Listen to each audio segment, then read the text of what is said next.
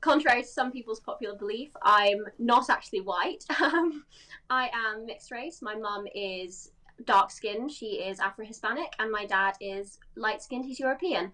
So I've grown up, my father died when I was very young. I've grown up surrounded by my abuelas and my abuelos and my tias and my tios. It's a very, very mixed jungle. I don't know what any of those things are, but it sounds lovely.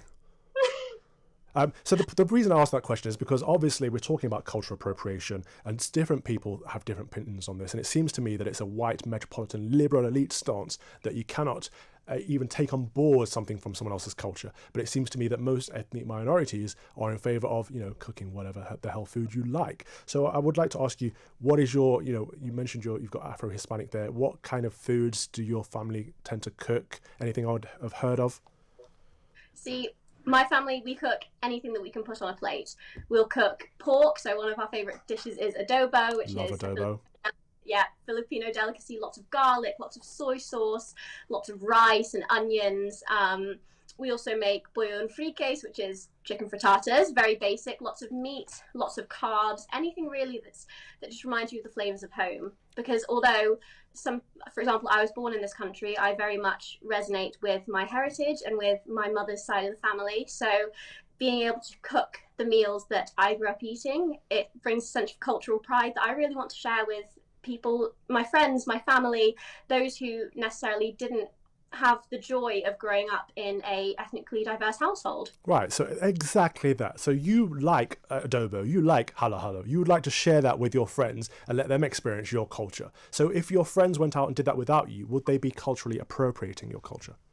Absolutely not. I think that one of the problems that we're facing now in the 21st century, as you said, is the white, liberal, metropolitan elite erasing the culture of other ethnicities simply because they can't appreciate the fact that others want to learn more about the world around them, the world outside of their front door.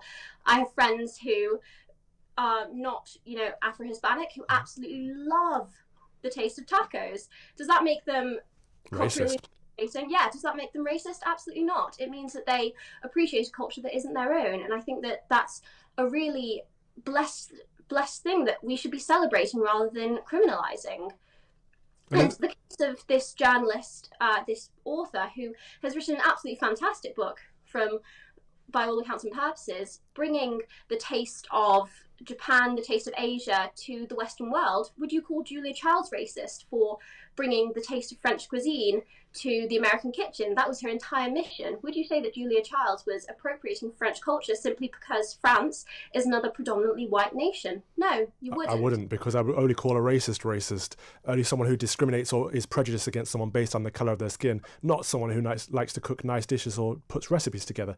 Indeed, in some cultures, copying is seen as a mark of respect and admiration, isn't it? If we think about, for example, the geishas in Japan and that kind of thing, we take on board elements of different cultures all the time, and that is a mark of respect and a mark of admiration, don't you think? Exactly, and it all comes down to this idea of those who claim that they don't see skin colour constantly separating those who are of a different race, a different ethnicity, a different heritage by their cultural statistics and by these things that should unite us. Once again, France is another predominantly white nation. It doesn't mean that their culture is the same as every other white nation, but why is it only racist if it's the culture of someone who has different colour skin to you?